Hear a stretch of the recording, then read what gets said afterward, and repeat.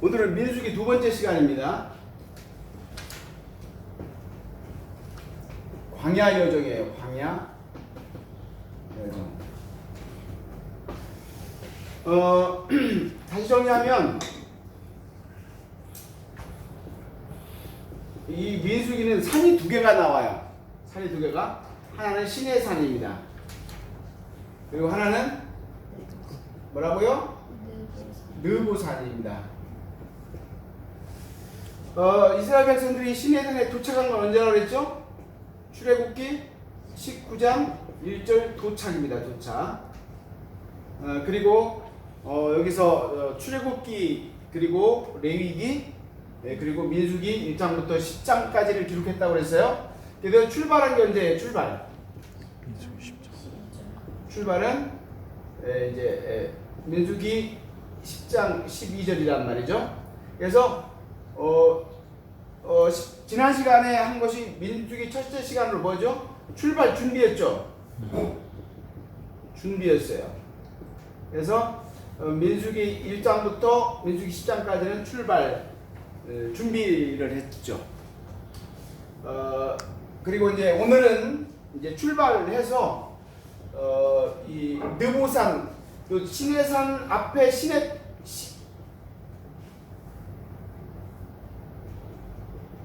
광야가 있다면 요 느보산 밑에는 모압, 성경은 들판이라고 되어 있어요. 그리고 이제 모압 평지. 여기 도착이 언제냐면 도착 21장 20절쯤 될 거예요. 모압 평지에 도착했고 이제 거기가 느보산 밑에 모압 평지였죠. 그래서 있고, 참고로 이 시내산에서는 레위기가 기록됐어요. 여기서는 뭐가 기록됐어요? 신명기가 기록이 됐어요. 신명기 기록. 그리고 이 도착을 해서 여기 도착을 해서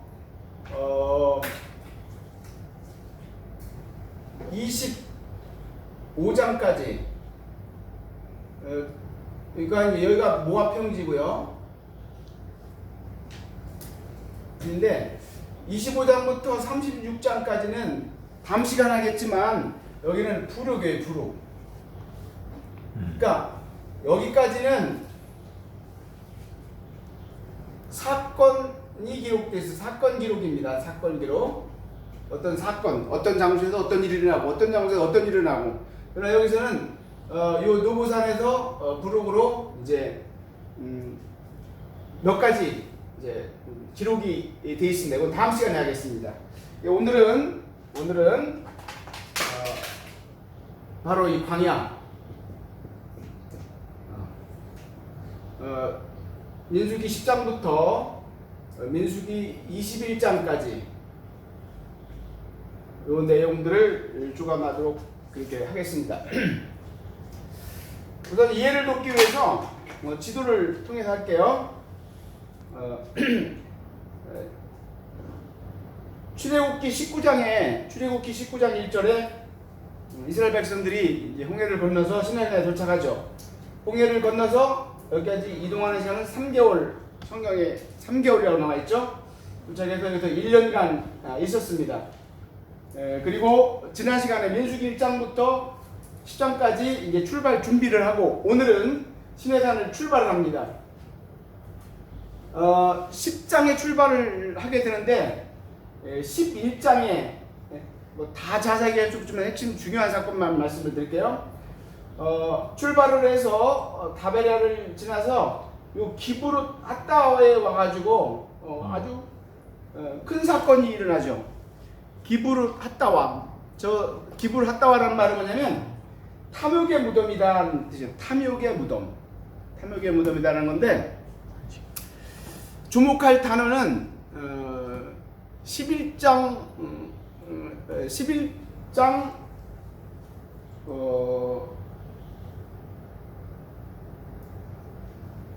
그렇죠. 11장에서 중요한 건 뭐냐면 이스라엘 백성들이 이제 광야를 출발 가면서 불편하고 힘들고 어렵지 않습니까? 그러다 보니까 이제 불평과 원망이 떠오르는데 여기서 요 기부를 갔다 해서 중요한 사건은 뭐냐면 고기가 먹고 싶다는 거예요. 이 사소한 삶의 불편함이 저들에게 어떠한 재앙을 가져왔는지 하는 내용이 이제 11장에서 나옵니다. 하나님께 고기를 먹고 싶다고 하니까 결론적으로 말씀드릴게요. 그 고기를 주시겠다고 약속을 하시죠. 그래서 하나님께 성경은 이렇게 얘기했죠. 바다에서 메추라기를 몰아왔다 이렇게 됐어요. 몰아왔다. 메추라기 정확하게 어떤 건지 모르지만 바다에서 몰아왔다고 하는 내용을 보면 뭐와 비슷하겠어요? 갈매기와 비슷하겠죠, 그죠? 어느 거 우리가 조류를 연구하는 건 아니니까 중요한 게 아니고 아무튼 그들에게 고기가 먹고 싶다는 그들에게 하나님은 고기를 주세요. 근데 이미 바탕은 뭐죠? 원망이 있었죠, 그죠? 그래서 하나님께서 징계하시는데 거기 보면 이렇게 돼 있습니다. 고기를 얼마나 하나님께서 보내주셨냐면 그 메추라기를 보내주셨냐면 내가 서 있는 곳에서 하루 종일 앞으로 가고 사방으로 하루 종일 갈 만큼 거리까지, 이제 표현이지만 이 말은 뭐냐면 온 세상, 온 들판 뭐 이런 정도가 되는 겁니다. 그런 정도 거리까지 두께는 어느 정도 줬냐면 2규빗, 1규빗은 45cm니까 90cm, 대략 우리 허리에 찰 정도로 메추라기 뿌려주신 거예요. 여러분 이 정도 되면 누가 봐도 재앙이죠, 그죠? 성경은 이렇게 기록되고 있습니다. 하나님이 주신 그 메추라기 고기를 먹고 씹을 때 하나님께서 재앙을 내리셔서 엄청난 사람이 죽게 됩니다. 그래서 죽은 시체들을 모아서 무덤을 만들었는데 그 무덤 이름이 뭐예요?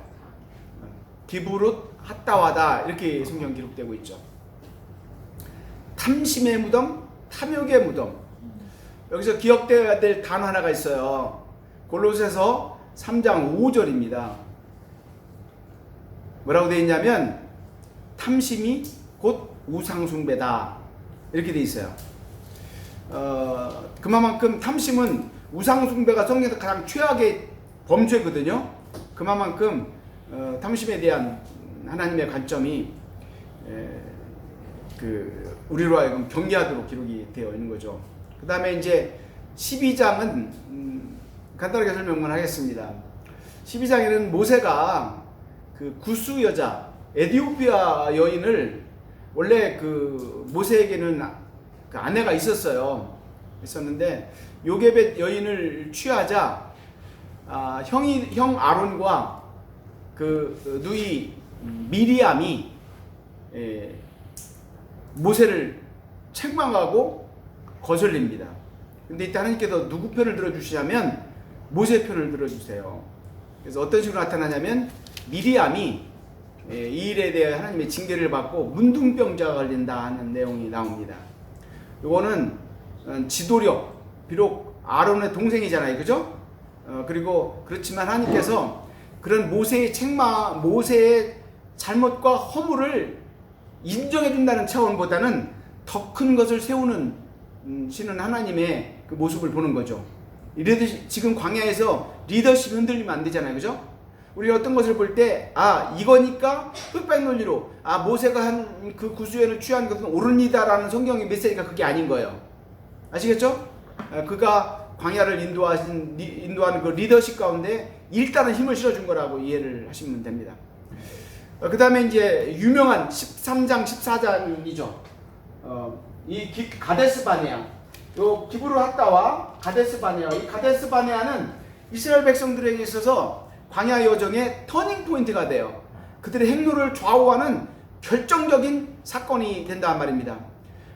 이 13장 14장 사건은 너무 많이 설교를 들었고 그렇기 때문에 긴 얘기를 할 필요는 없을 것 같고 핵심만 나누도록 그렇게 하겠습니다. 아시다시피 13장은 12지파에서 대표 한 사람씩 뽑아가지고 정복해야지 가나안 땅을 정복하기 위해서 이렇게 보내는 거죠. 정탐꾼을 이렇게 보낸 겁니다. 알겠죠? 정당권은 이렇게 보냈는데 나중에 그들의 행동은 이렇게 꺾어지는 거죠. 그죠? 이제 이것이 포인트가 됩니다. 보내서 갔다 오게 됩니다. 갔다 와서 그 명단 중에는 중요한 두 명이 있죠. 하나는 누굽니까? 장차 남유다를 대표하는 갈렙이 있어요. 8절인가 될 겁니다. 그리고 장차 남북 이스라엘 가운데 북이스라엘의 대표 지파인 에브라임 지파의 대표로 눈의 아들 여호수아가 들어있죠. 두 인물이 핵심 인물입니다. 그들이 다녀와서 백성들에게 보고를 하죠. 보고를 어떻게 합니까? 큰 포도 과일을 가지고 와가지고 그걸 보여줍니다. 여기 갔더니 이런 게 있더라. 좋았죠. 근데 성경 어떻게 그러냐면 그런데가 들어갑니다. 그런데 그 땅은 크고 성은 견고하며 심지어 그 가운데 거인들의 그룹인 뭡니까? 갑자기 생각이 안 나네. 안악자손이라고 그러죠. 이 종족의 유전 DNA가 거인들이에요. 이 안악자손이 있더라. 성은 튼튼하더라. 견고하더라. 다 부정적인 거예요. 땅이 기름진 것은 하나님의 말씀대로 맞는데 거기 우리가 쉽게 점령할 땅이 아니더라. 이렇게 보고를 하죠. 그때 이제 그러면서 그들의 결론은 뭐냐면 우리는 거기를 점령할 수 없다. 우리가 볼 때 우리의 모습은 마치 메뚜기 같더라.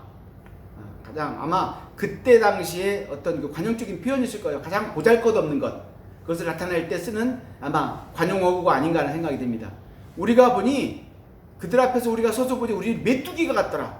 우리는 그들을 결코 점령할 수 없다. 거기를 우리가 취할 수 없다. 이렇게 부정적인 반응을 보이죠. 이때 3절인가요? 13장 3절에 14장 3절이죠. 3절쯤에 뭐라고 그러죠? 우리가 애굽으로 돌아가자. 혹시 그런 말 있나요? 있을 겁니다. 애굽으로 돌아가자. 백성들이 이거 최대의 반역인 겁니다. 하나님 앞에. 어떻게 그들을 이끌어내셨는데 그들의 입에서 감히 나올 수는 안 되는 단어가 나오는 거죠. 우리가 애굽으로 돌아가자. 이렇게 그 부정적인 정탐꾼들의 보고에서 반응을 하죠. 그때 이제 갈렙이 치고 나옵니다. 아니다. 그 땅은 아름다운 땅일 뿐만 아니라 하나님께서 우리에게 주신 것이 분명하다. 우리는 능히 점령할 수 있다라는 거죠. 하나님이 주셨기 때문에 점령할 수 있다. 이런 겁니다. 그러면서 결론적으로 뭐라고 말합니까? 그들은 우리의 밥이다. 개혁 성경에는 우리의 밥이다 라고 되어 있고 지금 개혁 개정에는 우리의 먹이다 라고 표현했죠. 이 두 그룹 우리가 잘 아는 바지만 핵심은 그겁니다. 스스로 보기에 우리가 보기에 우리는 메뚜기 같더라. 그리고 한 그룹은 뭐죠? 그들은 하나님께서 우리에게 주신 확실한 땅이다. 그들은 우리의 밥이다. 우리가 먹이다. 우리의 먹이다. 올라가서 점령하자. 동일한 상황을 전혀 다른 방향에서 보고 있는 이 핵심은 뭘까요? 하나님의 언약의 신실함을 믿는 믿음인 겁니다. 사실은 12장 땅굴이 본 상황은 다 똑같았어요. 성도 견고했어요. 이 갈렙이 보기에도 성도 견고했고 안악자손도 봤고 다 봤어요. 근데 안악자손은 본 것을 말한 것이 아니라 하나님이 주신 땅에 대한 믿음을 고백했고 한 사람은 하나님이 주신 그 언약이 그 상황이 그 언약을 덮어버린 거죠. 믿음의 차이는 단 한 가지 그거예요. 상황은 동일한데 어떻게 보고 어떻게 바라보고 어떻게 선택하고 어떻게 결단하느냐는 겁니다. 우리가 스스로 메뚜기 이 세상을 살아가는 것도 마찬가지예요. 제가 지난 시간에 출발하면서 출발 준비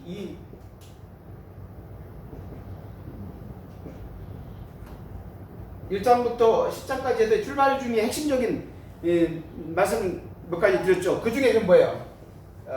1장에서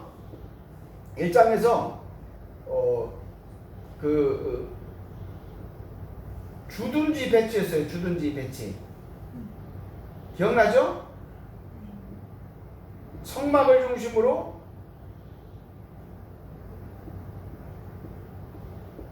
열두 지파가 성막을 중심으로 배치해라 하는 거 있죠. 이게 이 말씀에서 주시는 교훈이 뭐라고 그랬죠? 하나님 중심 광야에서 사는 삶은 하나님 중심, 말씀 중심으로 살자. 이거 세칙이라고 그랬고요. 그 다음에 뭐였어요? 주둔지에서 두 번째는 뭐예요? 행군시에요, 행군시. 법궤가 맨 앞에 있고 나머지 지파들이 따르는 거죠, 그죠? 역시 뭐예요? 이 말은 뭐라고 그랬어요? 성령보다, 말씀보다, 기도보다 앞서지 말라.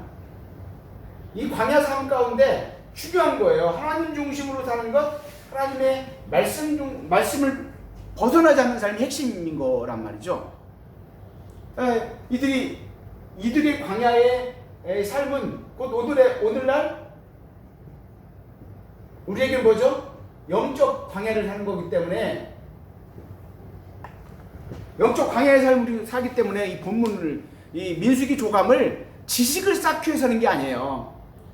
오늘 우리에게도 영적 광야를 가고 있는데, 이 당시에 이들이 했던 이들의 삶과 자세를 통해서 우리가 교훈을 받아야 되는데, 이 13장과 14장에서 뭐죠? 핵심이? 12정탐꾼에 대한 얘기잖아요. 과연 우리는 10명의 그 정탐꾼의 말과 그 여호수아 갈렙의 그 고백 중에 과연 우리는 그 당시 거기 있었다면 어디에서 들었겠느냐는 거죠. 애굽으로 돌아가자고 불평불만하고 하나님을 반역하는 사람이 있었을 것인지, 아니면 우리가 그들은 우리의 밥이다라는 말씀에 아멘으로 순종하고 일어섰을 것인지는 여러분들이 한번 상상을 해보고 오늘 우리의 광야 삶 가운데 적용해야 된다 하는 겁니다. 그리고 시간 없어서 길게 못하지만 이 본문 13장과 14장에서 중요한 교훈 중에 하나가 뭐냐면, 우리가 세상에서 말할 때 민주주의, 다수결 그렇게 말하잖아요. 세상의 원리에서는 중요한 건 맞아요. 그런데 중요한 건 그것이 만능이라고 생각하는 건 신앙이 아니에요. 세상의 질서는 다수결에 의해서 가야 그게 순리예요. 그죠? 근데 때로는, 정말 때로는 하나님은 다수결이 아니라는 사실이에요. 아시겠습니까? 명심해야 돼요.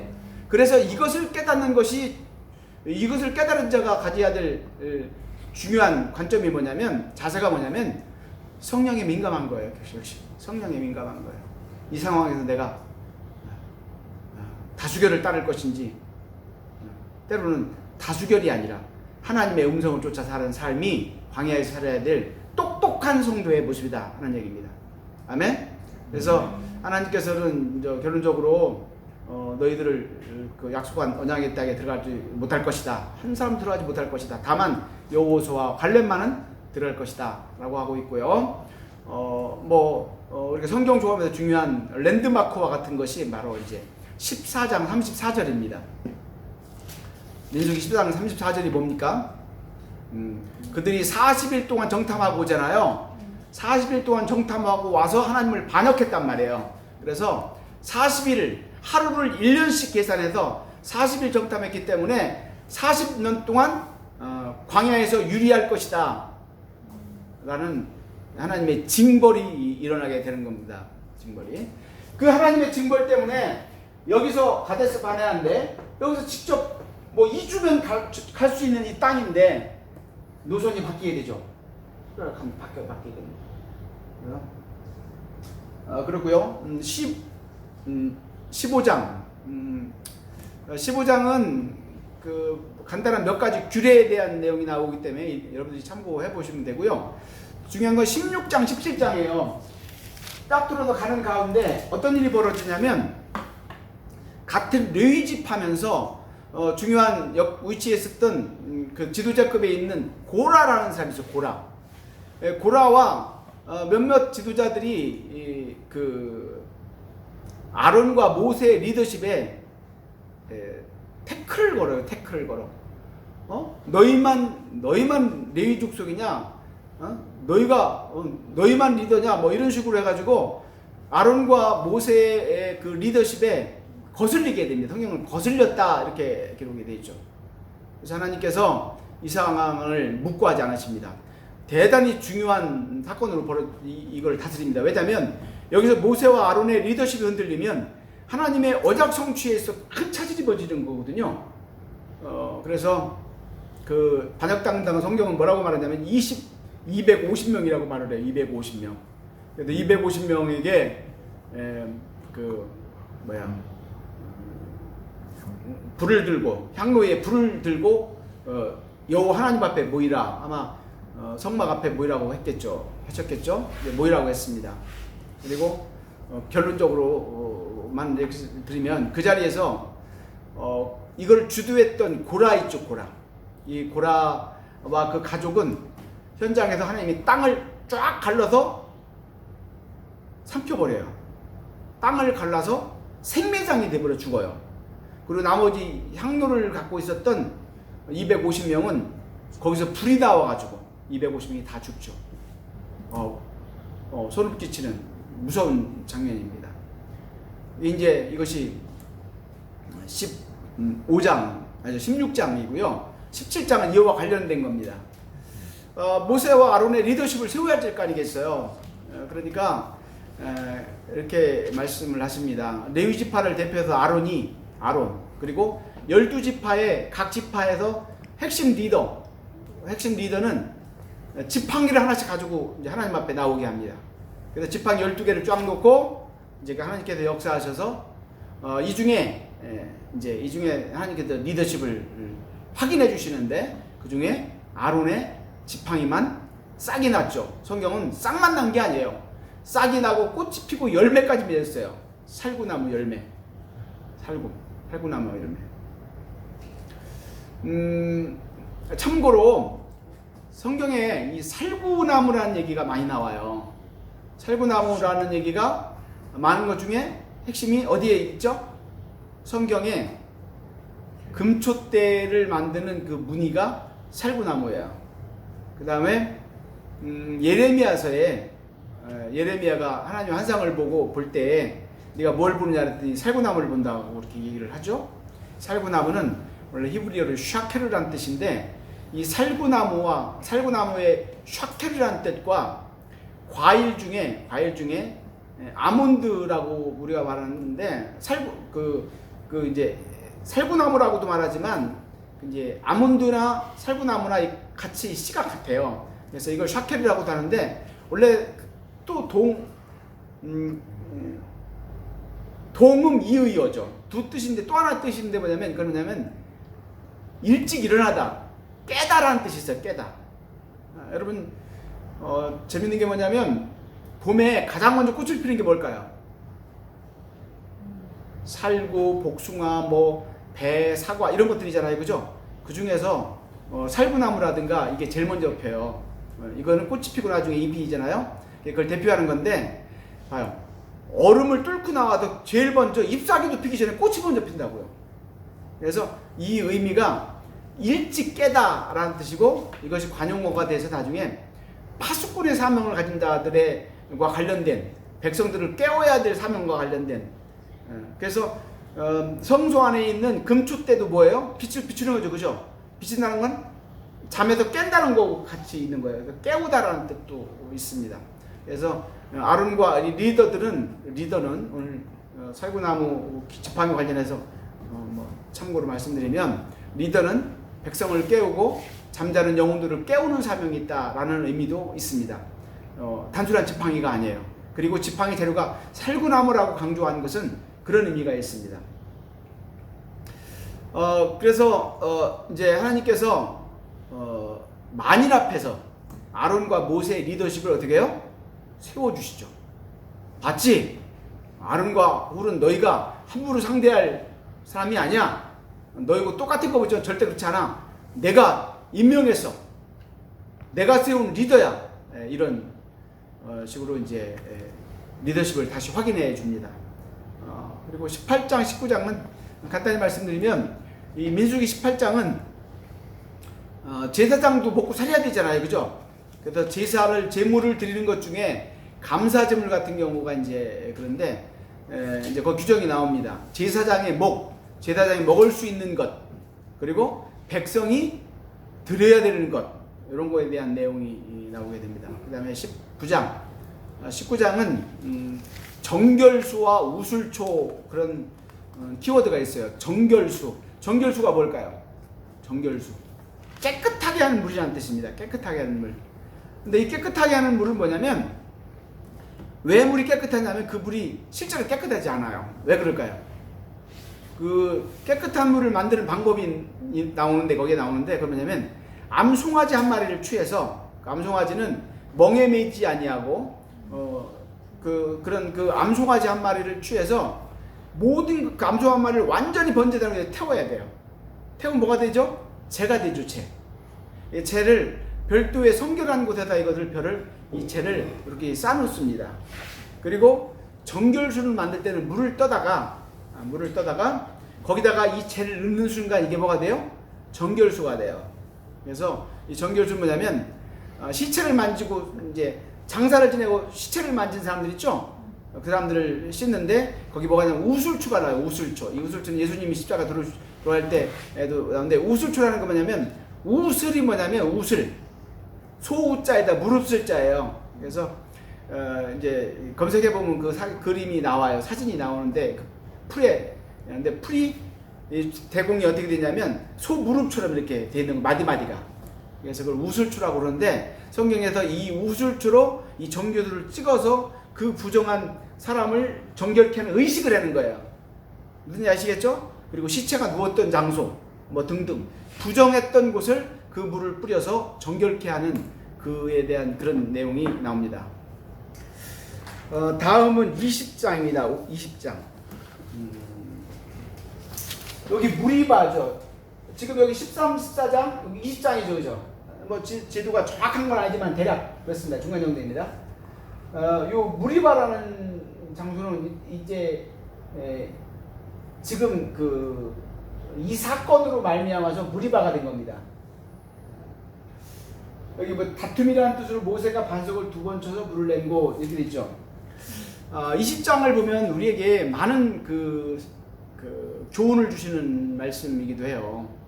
우선 20장 5절을 성경에 보면 뭐라고 어떤 단어가 나오냐면, 좀 듣기에 아주 우리가 민망하고 거북한 단어가 나오죠. 어떤 단어가 나옵니까? 이 나쁜 곳이란 말이 혹시 나오나요? 예. 개역 성경에는 이 악한 곳이라고 돼 있어요. 이 악한 곳, 나쁜 곳. 지금 이 배경은, 20장의 배경은 뭐냐면 광야를 이제 가고 있단 말이에요. 가는데 광야에 물이 그리 쉽지 않아요. 그리고 이게 뭐 20명이 캠핑 가는 게 아니에요. 수백만 명이란 말이죠. 물이 부족했어요. 물이. 그러니까 물이 부족해서, 물로 인하여, 원인은 물입니다. 물. 그러니까 이제 그렇게 표현했다고 이해는 가지만, 근데 물을 달라고 하니까 하나님께서 어떻게 해요? 뭐 물 때문에 불평하는 거에 대해서 하나님께서, 그러니까 지금 앞에 고기가 먹고 싶다, 맨날 만나만 먹고 싶다, 고기가 먹고 싶다 하는 것과 기본적인 생존을 해서 물이 없어서 물이 달라는 건 전혀 다른 근본이 다른 거죠. 그죠?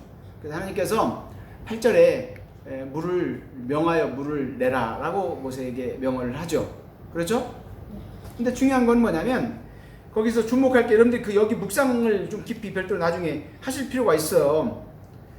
10절에도 문제가 있어요. 10절에 우리가 언뜻 보면 몇 절에 문제가 있다고 보냐면 12절을 많이 생각해요. 너희가 나를 믿지 못하고 내 거룩함을 나타내지 아니했다라. 즉 이 본문에서는 하나님의 말씀이 핵심이 뭐였어요? 너희가 명하여 반석에서 물을 내라 그랬단 말이죠. 핵심이 명하여요. 명하여. 반석이 명령하는 거예요. 물을 내라 라고 명령만 하면 되는 거예요.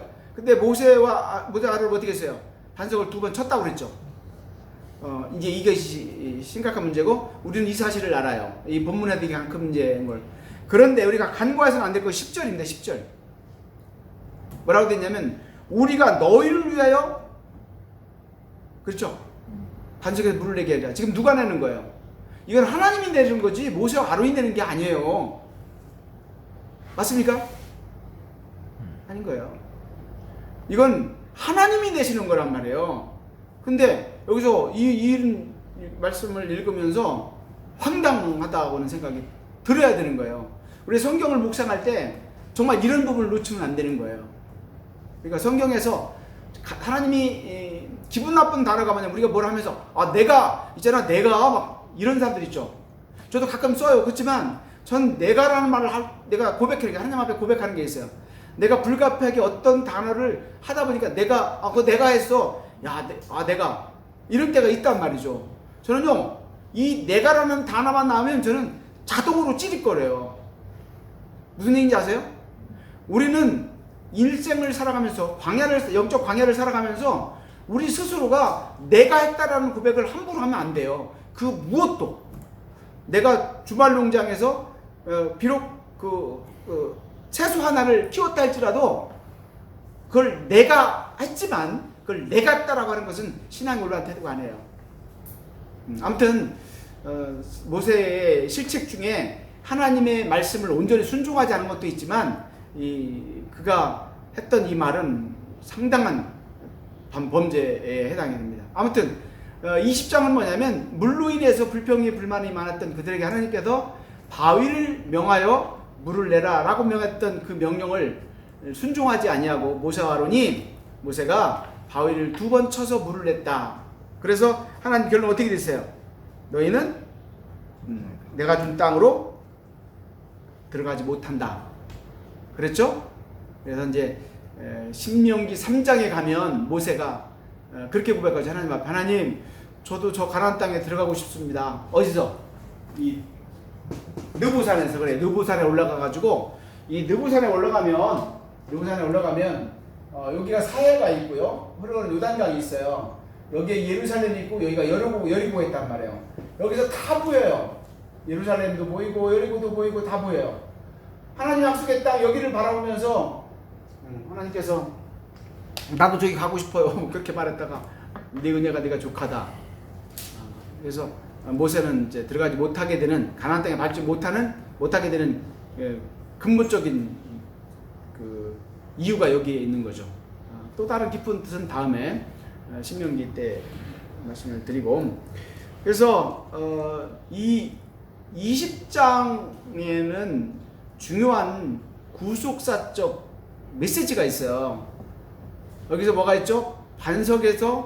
반석을 명하여 물을 내라 했다는 거죠. 그죠? 그럼 반석에서 물을 낸다는 건 누가 물을 내는 거예요? 외적으로는 반석이 물을 내는 거죠. 일반적으로 반석은 물을 낼 수가 없어요. 그죠? 근데 반석에서 물을 내라고 그랬어요. 자, 이거에 대한 신약적 해석, 구속사적 해석과 설명이 고린도전서 10장 4절입니다. 10장 4절. 거기 뭐라 하냐면 반석은 곧 예수 그리스도다. 아멘. 반석은 그리스도다. 반석에 물이 났다 그랬죠? 그러니까 요한복음 4장 14절에서 뭐죠? 나는 영생수다. 내가 준 물을 마시면 영원히 목마르지 않는다. 다 같은 겁니다. 그리고 여기서 물은 성령을 의미하는 거예요. 여기 본문에서는 물은 마시는 물을 말하는 겁니다. 알겠죠? 그러나 이것은 어떤 모형이라고요? 우리의 구주 되신 예수 그리스도, 생수가 되시는, 그리고 우리의 영생수를 주시는 예수 그리스도에 대한 내용이다 하는 겁니다. 그 다음에 이제 20장에서 쭉 갑니다. 가가지고 길을 돌이켜서 이제 가는데, 아마 여기서 단거리가 어디예요? 단거리가 이쪽이에요. 여기 가나안 땅에. 아시겠죠? 여기 단거리 여기 아니겠어요, 그죠? 그래서 에돔이 뭡니까? 에돔은 누구의 조상이죠? 후손이죠. 에서의 동생은 누구죠? 야곱, 이스라엘이죠. 즉 지금 이스라엘 백성들이 가고 있는 이들과 에돔은 조상이 뭐예요? 누구의 이삭의 후손이죠. 이삭의 후손. 그렇죠? 할아버지가 이삭 똑같은 거예요. 그래서 성경은 뭐라고 되어 있냐면 21장 20장 후반절이래요. 20장 후반절에 보면 에돔에게 가서 말합니다. 이 길을 좀 우리가 지나가겠다 그랬더니 에돔이 이 길을 막아요. 안 허락하는 거예요. 무슨 얘기 아시겠죠? 그래서 이 에돔이 이스라엘 백성들에 대한 그 역사적으로 형제국인 이스라엘에 대한 죄가 많아요. 그래서 구약 선지서 중에 오바댜서는 바로 이러한 에돔의 죄를 지적하고 에돔의 멸망을 선포합니다. 무슨 아시겠죠? 이 오바댜서와 관련 있는 게 이 에돔입니다. 에돔. 자, 이 에돔을 통과하다라는데 거절하니까 어떻게 돼요? 우회를 하게 되죠. 우회를 하는데 어디로 가냐면 이쪽으로 못 가고 이쪽으로 가게 되는 거예요. 아시겠죠?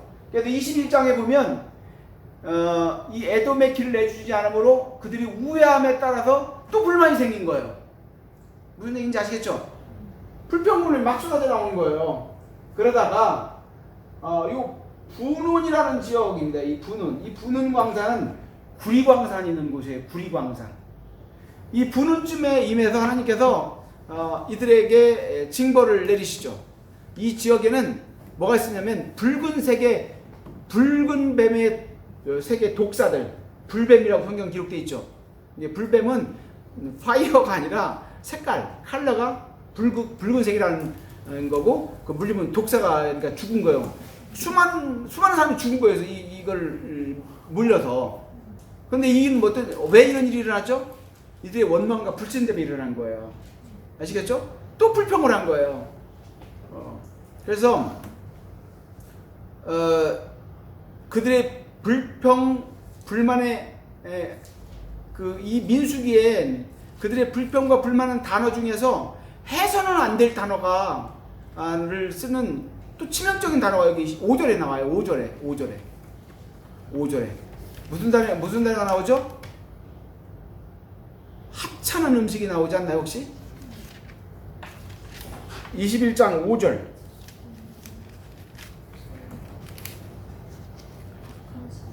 하찮은 음식을 싫어하니. 맞죠? 여러분, 좋아요. 일단 마무리하겠습니다. 이러한 정도로, 그러니까 만나를 먹으면서 하찮은 음식이라는 거예요. 여러분, 이 음식은요, 하찮은 이가 뭔지 아세요? 이것이 끊기면 죽어요. 이것이 광야에서 끊기면 죽는다니까요.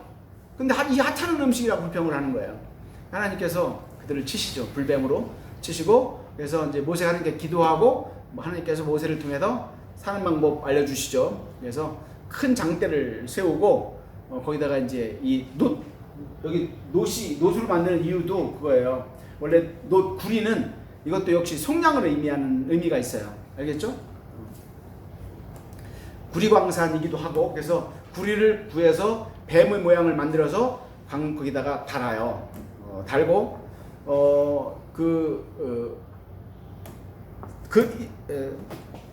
8절이죠. 8절에 보면 저걸 쳐다보게 해라. 그러면 살 것이다. 그렇죠? 8절이 중요한 겁니다.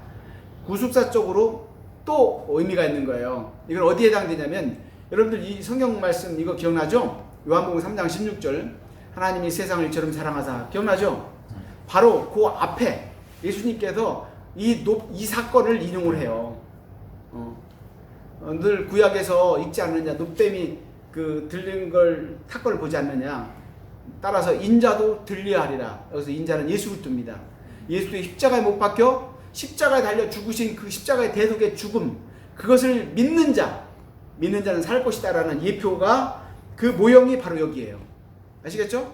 21장 8절입니다.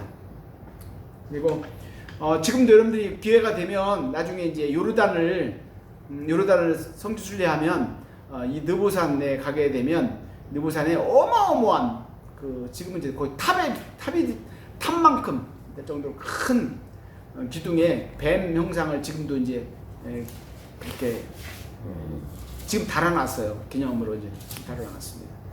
자, 그래서 21장에서는 이 불뱀 사건이죠. 그 다음에 이제 여기서 사건이 일어나고, 제가 이제 이 성경조가 만들 때 조금 세밀하지 못해가지고 이게 아모리와 바산 정복이라고 돼 있는데, 이게 21장 후반부에 나오는 거예요.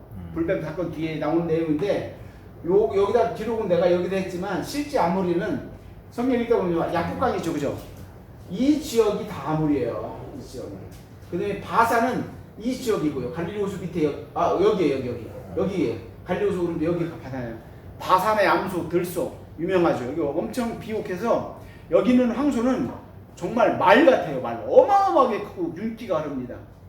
그래서 나중에 이 땅에 여기가 이제 아모리 왕 시온과 바산 왕 옥이 이제 다투 있었는데 여기도 길을 내달라고 했는데 길을 내주지 않는 거예요. 그래서 정복해버리죠. 이 정복한 땅은 이제 다음 시간에 말씀드리겠지만 요단 동편 땅, 정복한 땅에 대한 분배를 하게 되죠. 갓지파, 므낫세 반지파, 르우벤 지파 이 두 지파 반에게 분배한 땅입니다. 여기를 다 점령을 했다는 뜻입니다. 그리고 21장 20절 드디어 느보산 앞에 이 모압 평지에 이스라엘 백성들이 도착했다라고 성경 기록하고 있죠. 도착했고 여기서 22장과 25장 오늘 시간 관계상 다음에 알아볼 텐데 21장부터 25장까지는 소위 말하는 발람 사건, 발람의 이 미혹 사건이 나와요. 이거는 이 발람 사건이 바로 22장, 23, 24, 25장 4개 장에 하라고 있잖아요. 그만큼 성경에서 중요한 게 다뤄지는 인물이에요, 이 발람이.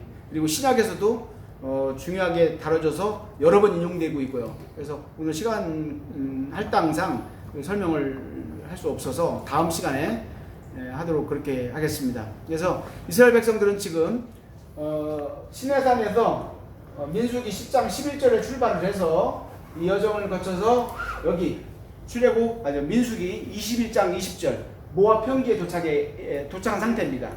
아시겠죠? 여기서 이제 부록인 26장부터 36장 오고 여기서 신명기가 기록이 되는 거예요. 그리고 모세는 이 느부산에서 죽게 됩니다. 자, 이 얘기는 다음 시간에 하도록 하겠습니다. 결론을 한마디만 더 여러분들이 말씀드리자면 우리는 영적 광야를 살고 있다는 거예요. 영적 광야에 살고 있다는 거예요. 그리고 이 민수기는 이건 불순종의 책입니다. 불순종의 책. 불신앙과 불순종의 핵심이에요. 오늘 쭉 봤지만 아시겠죠? 그리고 우리가 해서는 안 될 말. 14장 13절에 3절인가요? 아까 얘기했죠? 애굽으로 돌아가자. 즉 세상으로 돌아가자라는 거거든요. 예수 믿고 나서 세상의 즐거움을 주자 세상으로 돌아가자. 이거 해서는 안 될 말이고요. 또 20장 5절에 뭐죠? 우리가 삶에 아무리 힘들고 어려워도 이 나쁜 곳, 이 악한 곳이라 우리의 삶을 폄하하거나 믿음 없는 소리를 해서는 안 됩니다. 그리고 21장 5절 하나님이 매일 주시는 일용할 양식, 심지어 이 공기까지도 하나님이 우리에게 주시는 이 필수적인 요건들이 평소에 고마움을 모르고 살 수가 있는데 이건 결코 하찮은 것들이 아닙니다. 하나하나 하나님이 주신 소중한 것들입니다. 이 광야에 믿음으로 살아가고 믿음으로 승리하는 저와 여러분 되시기를 주님의 이름으로 축원합니다. 아멘.